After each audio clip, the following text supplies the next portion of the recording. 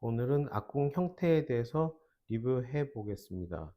제 카페에 들어오셔서 아래로 내려오시면 여기 보이는 내용입니다. 이쪽에서 봤을 때 악궁 형태, 수평적 배열 클릭하셔서 들어오시면 악궁 형태는 씹을 때 안정감을 결정합니다. 치아의 수직적인 배열을 교합 평면이라고 하면 수평적 배열을 악궁 형태라고 합니다.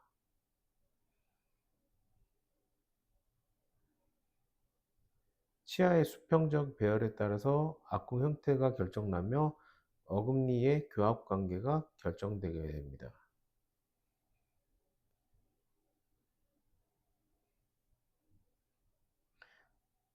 상악의 구치부 버칼 커스프와 전치부의 절단면을 연결한 선이 악궁 형태가 되고, 하악에도 마찬가지로 버칼 협축 교두와 전치부의 절단면을 연결한 선이 악궁 형태가 됩니다.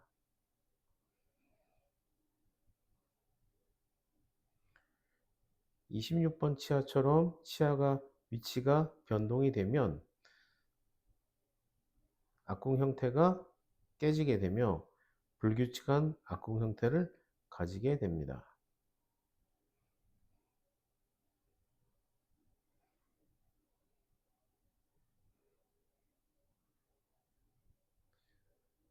이상적인 악궁 형태는 U자형 곡선에 가깝고,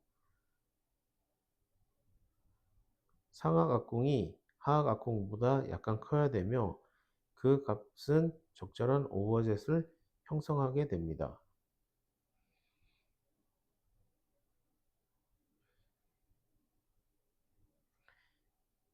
상악 치아가 하악 치아보다 바깥으로 나와 있기 때문에 상악이 조금 더 넓고 하악이 더 좁은 상태가 되며, 치아 배열뿐만 아니라 악궁 폭경에 의해서도 교합 관계는 달라지게 됩니다.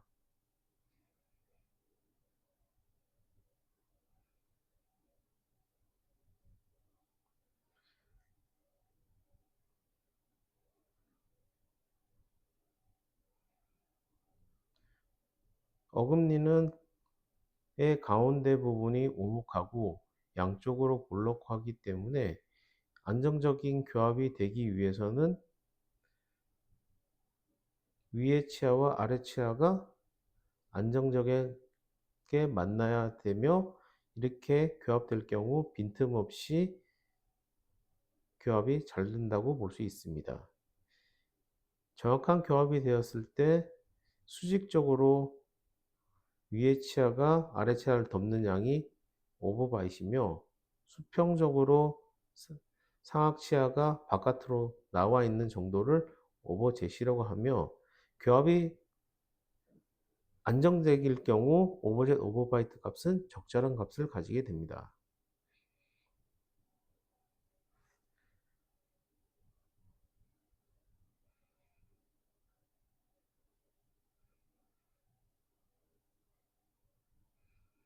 어금니의 수평적 위치가 변하게 되면 구치부의 교합 관계가 달라지고 악궁 형태도 달라지며 오버젯 오버바이트가 달라지게 됩니다.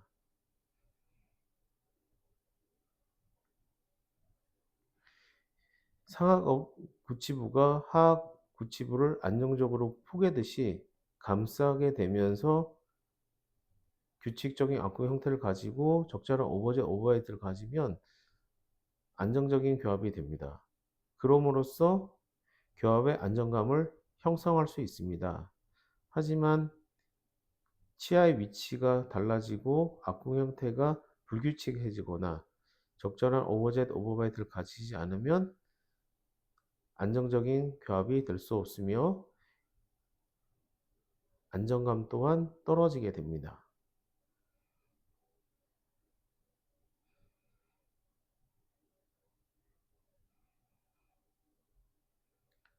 어금니 개방 교합에 대해서 설명드리면,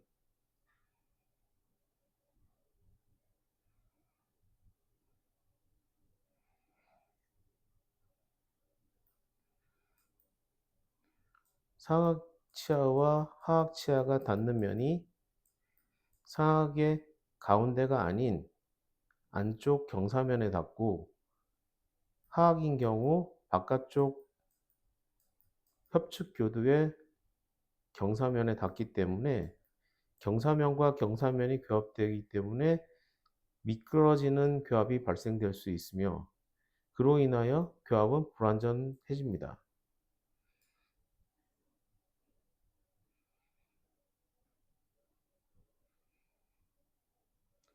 미끄러지는 이런 교합이 형성되기 때문에 안정적인 교합을 형성하기가 어려우며, 교합되는 점도 아주 작기 때문에 음식물이 씹어지지 않을 수밖에 없습니다.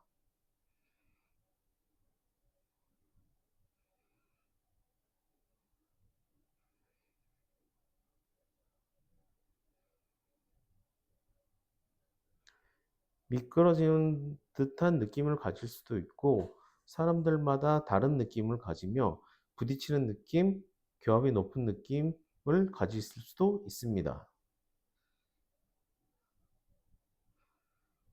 절단교합은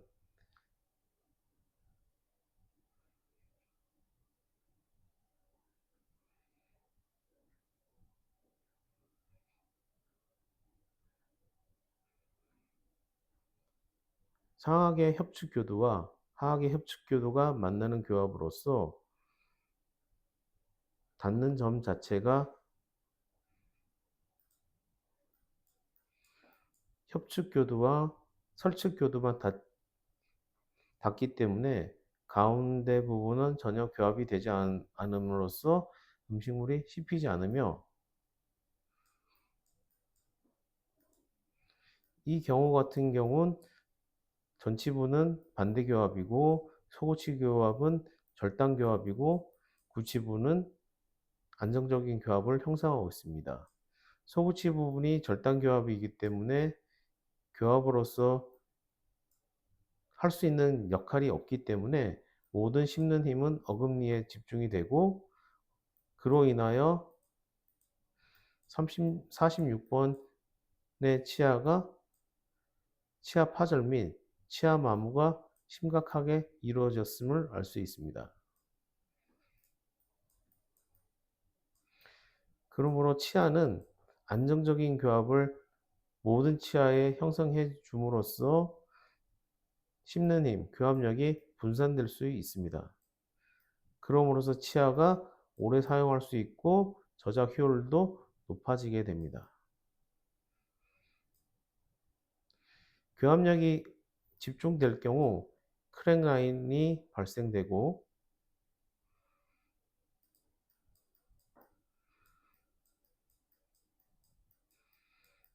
앞서 리뷰한 이 꽉물기 편에서 보시면 상하의 협교두가 아닌 국의 교두에서 붉은 점이 발생되고 크랙 라인이 관찰되고 있습니다. 교합이 덜 되는 부분에서는 정상적인 형태에 가깝을 뿐만 아니라 과도한 힘이 가해지지 않았기 때문에 치아 색깔조차도 정상에 가깝습니다.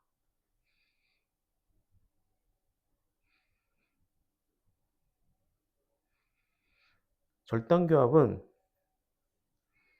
협축교두와 상하악 협축교두와 설축교두 간의 교합이 일어나기 때문에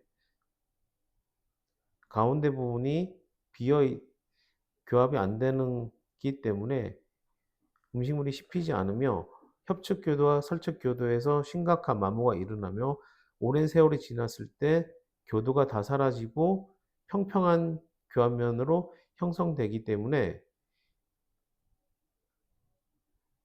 교도가 남아있을 때는 크랙이 발생될 수밖에 없고, 마모가 다 됐을 때는 전체적인 치아 마모에서 치아로서의 기능을 할 수가 없습니다.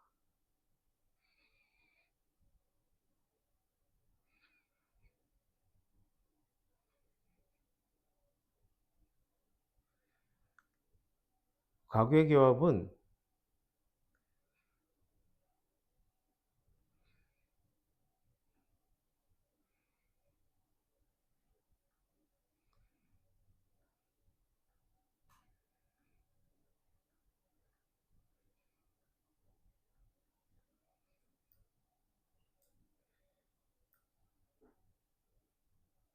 하악의 협측 교두가 상악의 국의 교두를 파절시키며 씹는 힘 자체가 상악의 안쪽 교도에만 힘이 가해지기 때문에 안쪽만 치아 파절 또는 마모가 발생됩니다. 그로 인하여 교합평면 자체가 불규칙하게 됩니다. 다른 치과에서 치료한 결과이며 교합평면이 좌측, 우측 잘 맞지도 않고 치아 모양, 크라운의 모양조차도 비정상적인 치아 형태를 갖추고 있고 17번 임플란트는 아예 교합되지가 않는 상태입니다.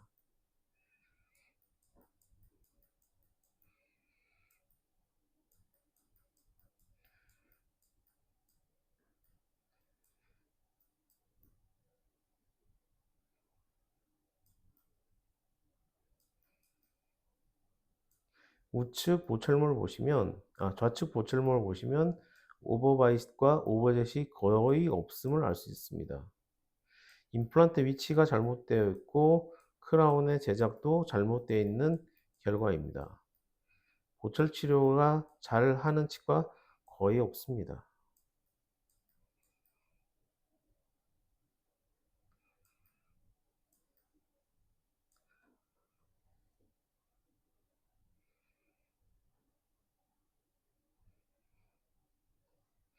과계교합은 하악의 버칼커스비 상악의 국외교두를 때리기 때문에 상악의 국외교두에서의 파절과 마모가 심각하게 일어나며 그로 인하여 하악의 치아는 위로 맹출하게 되고 교합평면은 위로 올라가게 됩니다. 앞서 보신 예처럼 교합평면이 불규칙해지는 결과가 보입니다.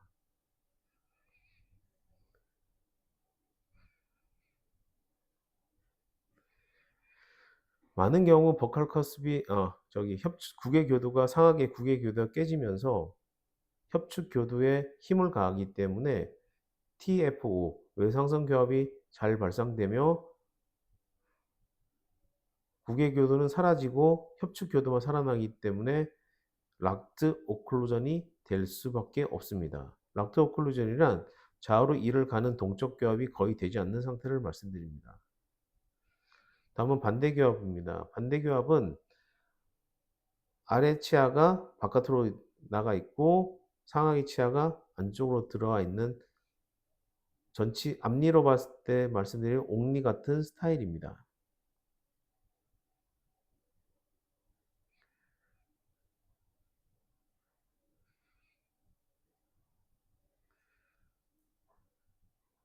정상적인 안정적인 교합이 되기 위해서는 이렇게 교합이 되어야 되지만 반대 교합은 이렇게 교합이 되기 때문에 이 교합 또한 가운데에 비어 있고 대부분 교두가 여기와 여기가 마모되는 상황이 생길 수밖에 없으며 교합이 안 되기 때문에 더 센 힘을 쓸 수밖에 없으며 교두와 교두만 크랙이 생기거나 마모가 생기며 결국은 교합 평면이 밋밋해지는 치아 형태를 가질 수밖에 없습니다.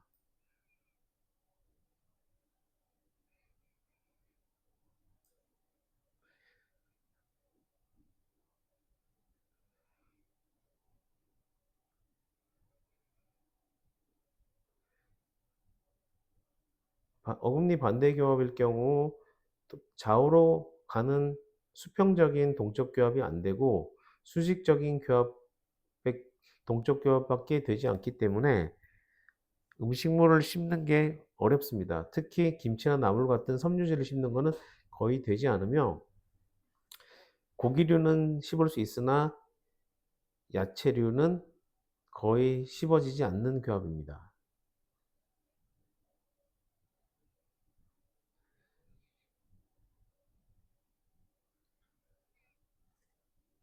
정상적인 교합에서는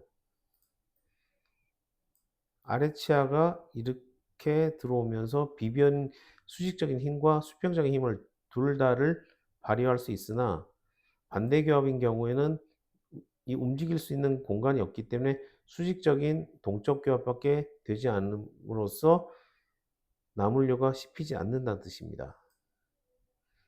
정상적인 위치에서는 이렇게 씹게 됩니다. 수평적인 것과 수직적인 게 동시에 일어나서 씹기 때문에 고기류와 섬유질이 있는 야채 같은 경우도 씹힐 수 있으나 개방교합, 절단교합, 가계교합, 반대교합, 가계교합 같은 경우에는 포인트 컨택밖에 되지 않기 때문에 음식물이 잘 씹어지지 않습니다.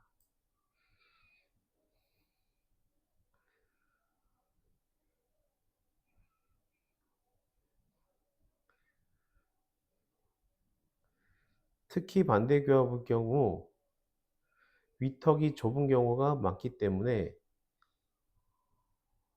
악궁 확장을 통한 교정 치료가 유일한 방법입니다.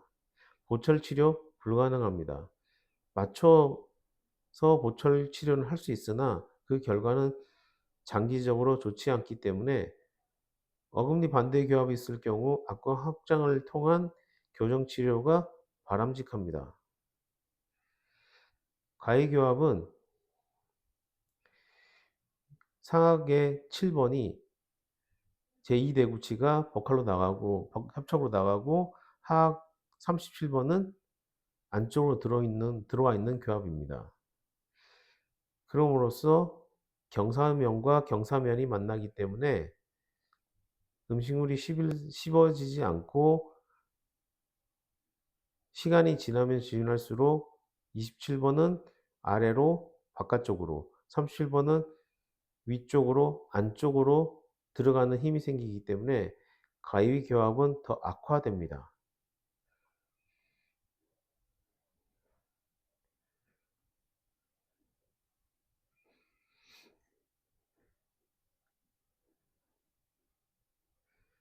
정상적인 치아 맹출은 상악이 하악에 맞춰서 이렇게 내려와야 되는데 12세나 13세 때 27번이 내려올 때 이 각도가 좋지 않으면 하악에 있는 치아보다 상악에 있는 치아가 바깥으로 나가서 가위교합이 형성되기 때문에 12세, 13세 시절에 교정을 하지 않으면 치료가 거의 되지 않거나 성인일 때 교정 치료가 부분 교정으로 해결하기 어려운 경우가 많습니다.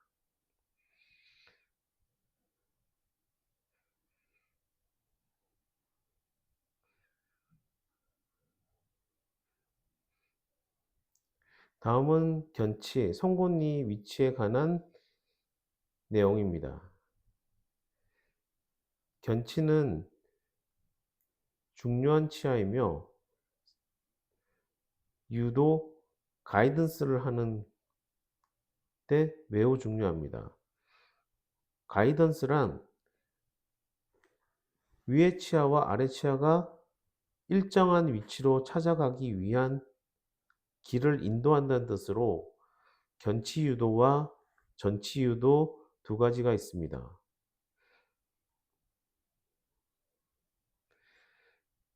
여기서도 견치 유도를 하기 위해서는 적절한 오버젯 오버바이트가 필요하며 적절한 오버젯 오버바이트가 없는 경우 구치부에서 교합 간섭이 발생되고 편안한 교합이 안 되며 불안정한 교합이 됩니다. 견치 유도가 되지 않는 경우 구치부가 부딪히는 경우에 발음, 저작 모두 불가능합니다.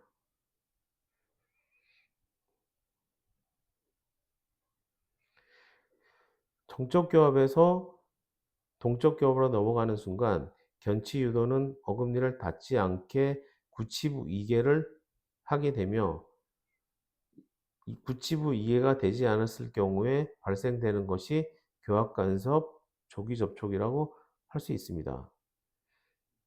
만약 교합 간섭과 조기 접촉이 발생될 경우 음식물에 씹을 때마다 미끄러지는 느낌, 부딪히는 느낌, 교합이 높은 느낌이 발생되며 크랙과 치아 파절, 치아 마모, 턱관절의 통증이 발생될 수 있습니다. 여기서 말하는 턱관절의 통증 또한 근육의 통증입니다. 잘 맞지 않는 교합은 근육의 통증을 일으키며 사람들은 그게 턱의 통증이라고 생각하지만 실질적으로 근육의 통증입니다. 견치 유도는 어떻게 되는지 보여드리겠습니다.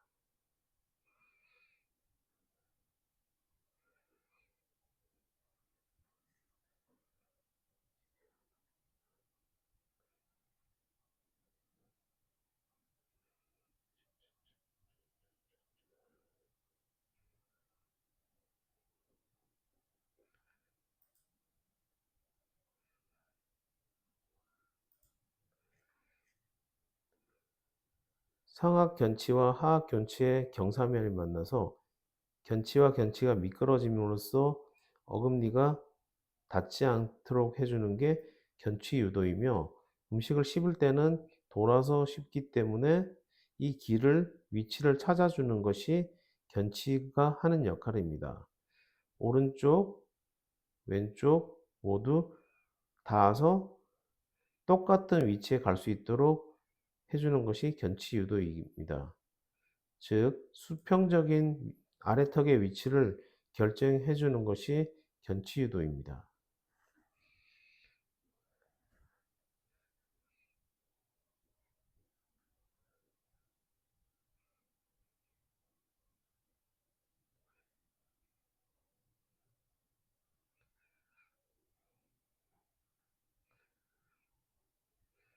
만약 견치 유도가 되지 않는 개방교합일 경우 오버젯은 커지지만 오버바이트는 그대로일 수도 있고 줄어들 수도 있지만 오버젯이 굉장히 큽니다. 그럼으로써 이 유도면을 견치 유도가 되지 않기 때문에 어금니가 먼저 부딪히기 시작합니다. 그럼으로써 교합이 불안정해집니다.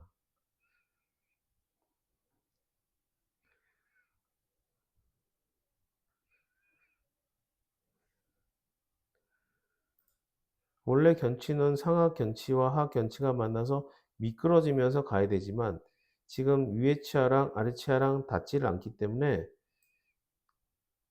대구치의 경사면에 의해서 안쪽 경사면과 바깥 경사면을 이용해서 이 부분을 이용해서 치아가 움직이게 됩니다.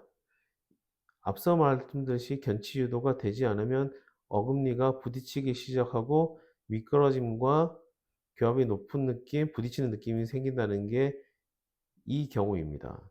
견치 유도가 되지 않기 때문에 어금니에서부터 부딪히기 시작하고 그로 인하여 불편감이 발생됩니다. 그러므로 수평적인 움직임을 할 수가 없고 조심스럽게 수직 운동만 가능하게 됩니다. 왜냐? 수평적 움직이면 어금니가 부딪히기 때문이죠.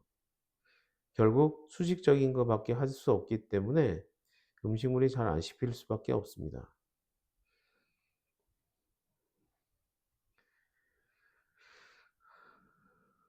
다음은 견치 유도가 절단교합일 경우를 말씀드립니다. 이 경우도 견치가 유도를 할 수 없기 때문에 어금니에서 부딪히며 어금니의 조기 접촉과 교합 간섭이 발생될 수밖에 없습니다.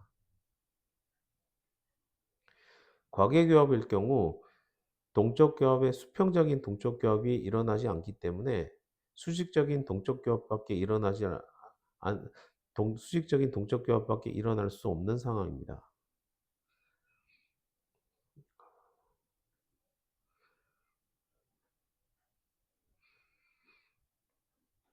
과계교합일 경우 오버젯이 적고 오버바이트 큰 경우이며 견치 유도가 수평적으로 갈 수 없고 수직적으로만 움직일 수 있는 상태입니다. 그럼으로써 교합은 락트 어클루전이 되며 외상성 교합이 발생될 확률이 높고 크랙과 턱관절 장애, 편두통, 이 꽉 물리기가 더욱 심해집니다.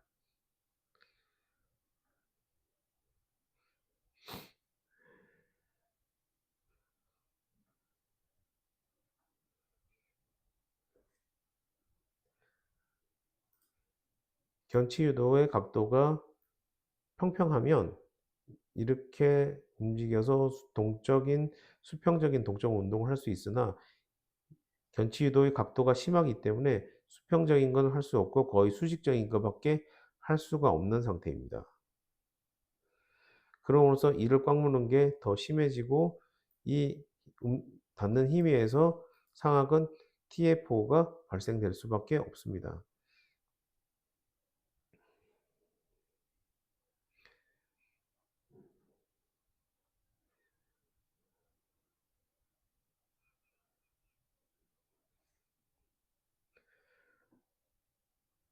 견치 반대교합도 마찬가지로 견치 유도가 되지 않는 상태이며 견치 유도가 되지 않기 때문에 수직적인 동적 교합밖에 될 수 없으며 그로 인하여서 마모와 크랙, 치아 파절이 발생될 수밖에 없으며 결국은 크라운 치료할 할 수밖에 없는 경우가 많이 발생됩니다. 이런 문제를 해결하기 위해서는 어릴 때 반대교합은 반드시 치료되어야 합니다.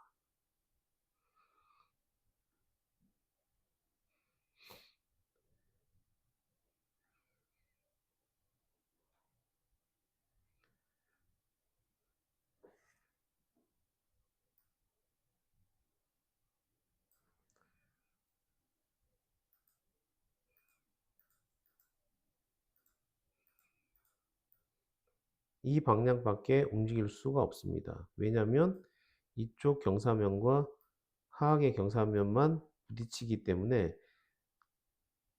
이쪽으로 가게 되면 여기 부딪히고 이쪽으로 가면 여기 부딪히기 때문에 결국은 수직적인 움직임밖에 할 수 없는 상태가 됩니다. 그로 인하여 잘 씹히지도 않고 치아 파절이나 크랙이 많이 발생될 수밖에 없습니다.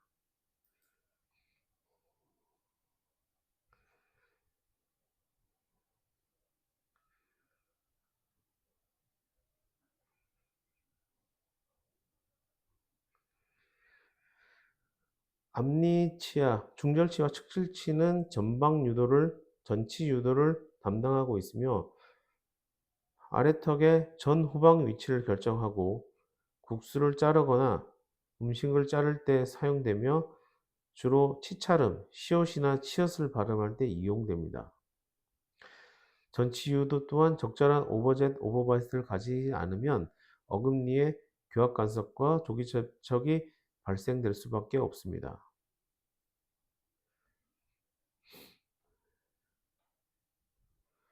전방 유도 시 어금니가 닿기 시작하면 음식물이 씹을 수 없을 뿐 아니라 시옷과 치읓 같은 발음에서 어금니가 부딪히면서 근육의 문제와 편두통, 얼굴 근육의 긴장과 경직이 발생되며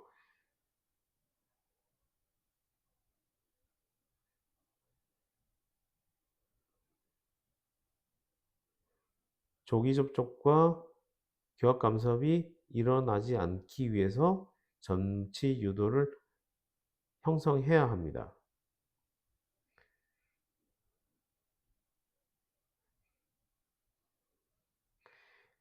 가장 문제가 구치부 이개를 할 수 있느냐 없느냐인데 구치부 이개를 할 수 있도록 전치 유도와 견치 유도가 되어야만 씹는데 불편도 없고 발음하는데 불편이 없어집니다.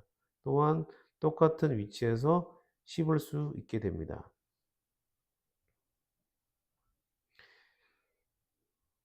경사도를 따질 때 전방 경사랑 하악 과도의 괄호 경사와 구치부의 디스클루전 패스를 세 개를 비교하는데 안테리어 가이던스 점치 유도의 각도가 가장 커야만 구치부의 구치부 이개가 일어날 수 있습니다. 개방교합 시 어금니가 먼저 닿기 때문에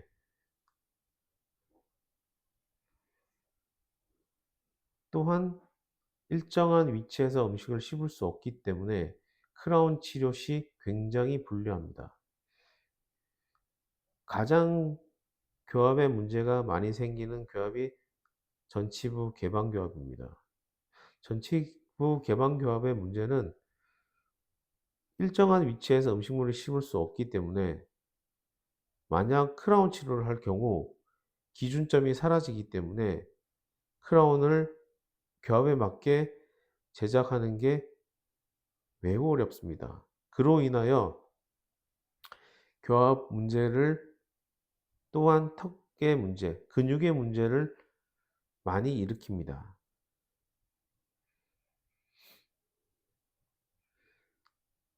대부분 일어나는 패턴입니다.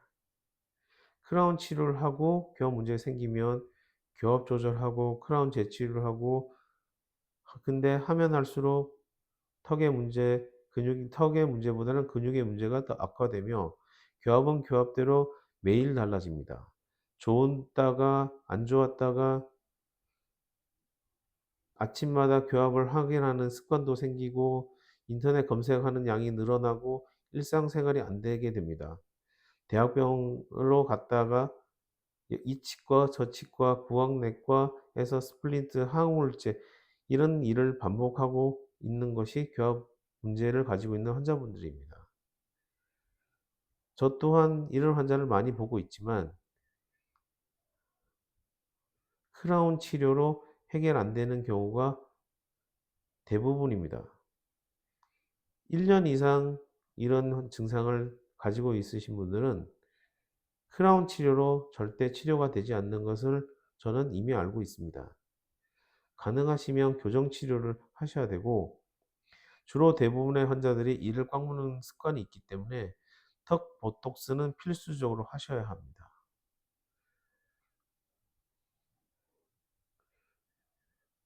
가장 위험한 전치부 개방교합입니다.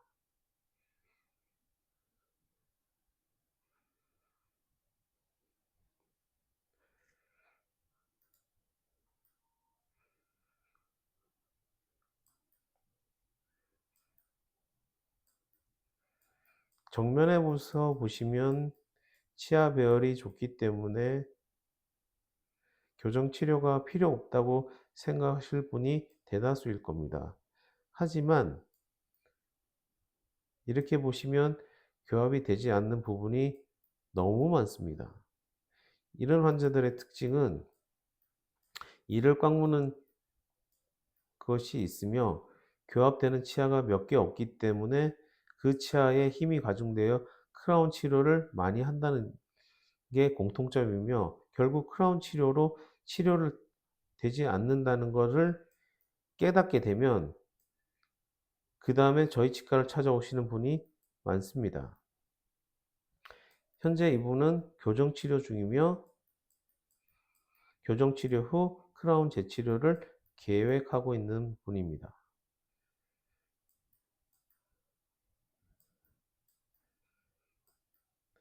이분은 크라운 치료 후 앞니가 부딪히기 시작하였고 제대로 씹는 게 안 돼서 저한테 오신 분이고 기본적으로 전치부가 안 닿는 개방교합을 가지고 있고 오버젯이 이분은 적은 편이고 어떤 분은 과도한 경우도 있습니다.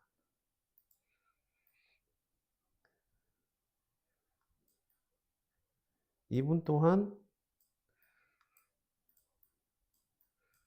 현재 교정 치료 중인 환자분이십니다. 크라운의 형태가 거의 치아 형태를 갖추지 않고 있는 비정상적인 치아 형태를 가지고 있습니다. 전방에서 봤을 때 치아 배열이 괜찮다고 판단되지만 소구치, 대구치에 보시면 절단교합을 형성하여 있고 앞서 말씀드렸듯이 불완전한 교합을 가지고 있습니다. 대부분의 환자들이 불완전한 교합을 가지고 있음에도 불구하고 치아 배열이 나쁘지 않다는 생각으로 교정치료를 하지 않는 경우가 많으며, 교정치료란 이런 문제를 미리 해결하는 치료이기 때문에 아무리 치아별이 좋다 하더라도 교정치료가 필요한 경우가 많습니다. 교정치료란 심리치료가 아니라 교합을 맞추는 치료이지 심리적인 치료가 아닙니다. 이분도 전치부 개방교합이 관찰되고 있습니다. 교합되는 부분이 거의 없고, 이 부분은 절단교합입니다.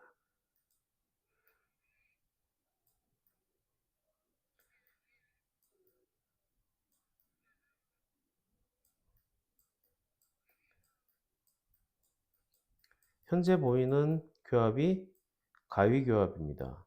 17번과 47번이 엇갈림이 울리는 교합입니다. 27번과 37번이 정상교합이라면 이 교합은 가위교합이며, 이분은 현재 교정치료 중이며 다른 치과에서 16번 치아에 대한 크라운을 하였지만 교합이 맞지 않다는 이유로 결국 교정치료를 선택할 수밖에 없었습니다. 가위교합이 있는 경우 앞에 치아에 힘이 집중되기 때문에 크랙이 잘 발생되며 크라운 치료를 하지만 교합력이 교합의 세기를 정확하게 조절하지 못하면 가위교합은 크라운 치료 후 교합 문제를 발생시킬 수밖에 없습니다. 대부분 교합이 낮아집니다. 16번 크라운은. 그래서 지금 현재 17번과 47번은 교정치료 중이고 16번은 교정치료 후 크라운 예정인 상태입니다. 이분은 전치부 개방 절단교합입니다. 조금은 보호해 드릴 환자분이신데 21번 치아가 치근 파절로 인하여 임플란트 한 케이스입니다. 오른쪽은 다른 치과에서 치료하였고 왼쪽 36번, 37번, 26, 27번 저희 병원에서 치료한 케이스입니다. 크라운의 모양을 보셔도 비정상적인 모양을 갖추고 있고 그에 반해 반대측은 정상적인 형태를 갖추고 있습니다.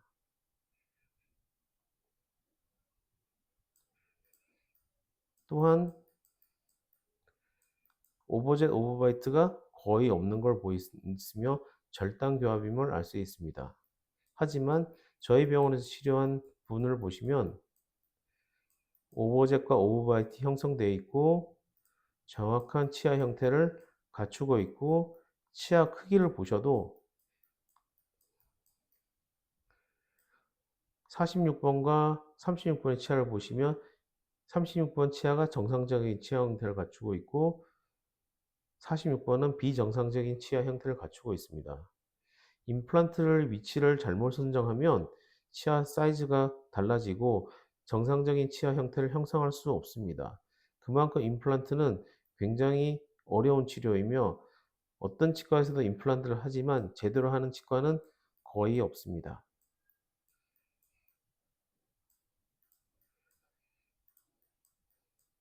상악도 보시면 정상적인 치아 형태를 모두 갖추고 있지만 크라운 반대쪽 골드 크라운은 모양이 비정상적임을 알 수 있습니다.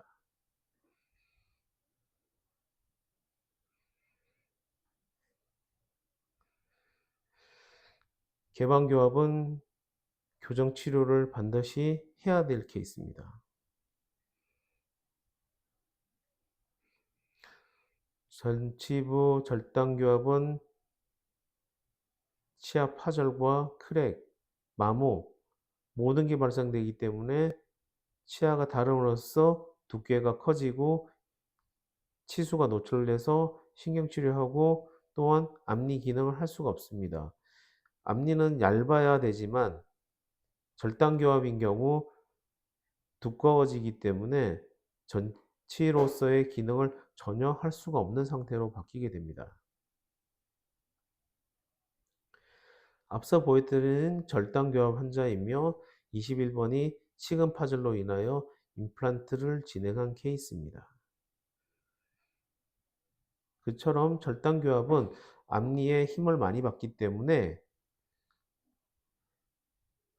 좋지 않은 교합입니다.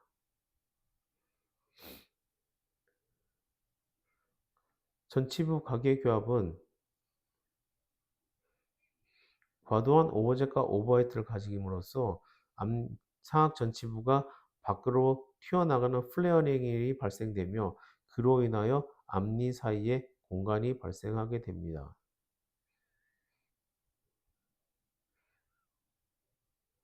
앞니는 공간을 교정으로 어느 정도 막고 구치부에 임플란트를 치료한 케이스입니다. 전치부 가계교합은 발치 교정 또는 비발치 교정으로 해결하시는 게 좋습니다.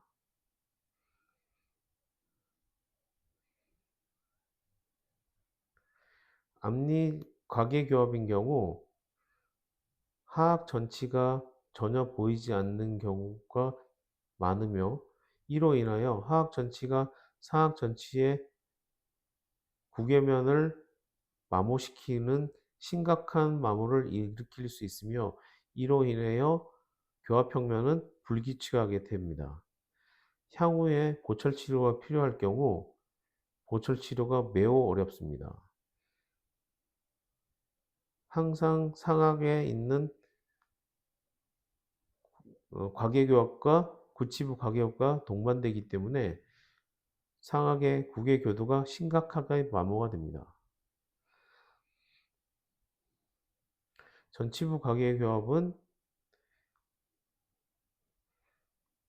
앞서 된 케이스는 앞니를 뻗어지게 하지만 어떤 경우에서는 아래 앞니가 후방으로, 상방으로 이동하는 경우도 발생됩니다. 그럼으로써 교합평면도 불규칙해지고 오버젯, 오버바이트를 형성할 수가 없는 경우가 많습니다. 또한 과계교합일 경우 발치 교정이 아닌 비발치 교정으로 치료해야 되는 케이스도 있습니다.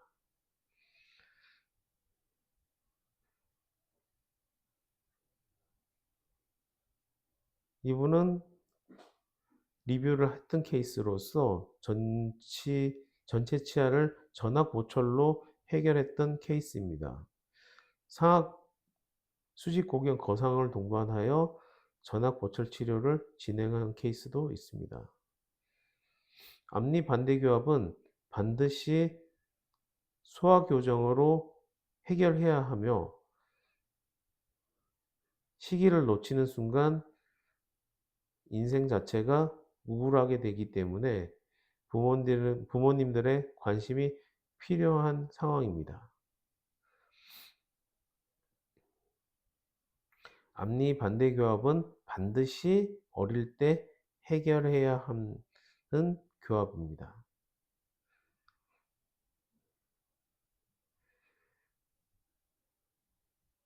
수직적인 동적 교합밖에 되지 않기 때문에 강한 힘으로 씻게 되며 그 결과 임플란트의 어바트먼트가 부러진 케이스입니다. 제가 임플란트를 신고 나이트 가드를 해줬는데 나이트 가드를 방심하고 안 꼈는 날이 늘어나면 늘어날수록 임플란트에 과도한 힘이 가해지기 때문에 임플란트의 어바트먼트가 부러진 케이스입니다.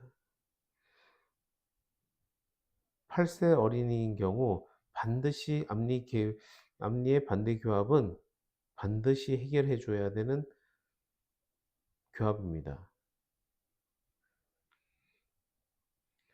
성인이 되어서 교정할 경우 모양이 이쁘지 않고 위에 상악 전치부가 플레어링 된 느낌을 볼 수밖에 없으며 아무리 교정을 해도 이쁘진 않지만 그래도 구치부 교합은 안정적으로 형성할 수 있습니다.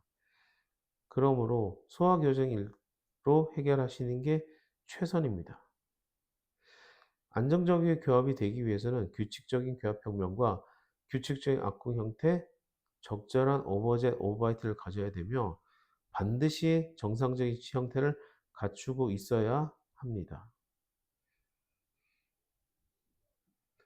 네, 오늘은 여기까지 리뷰해 보겠습니다.